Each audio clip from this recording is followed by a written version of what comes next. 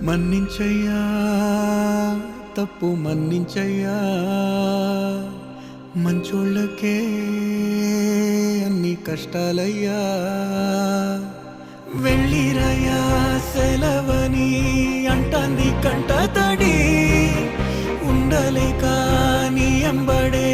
వస్తాంది గుండె సడి గురుదేవుడికా ఇంతటి శోకం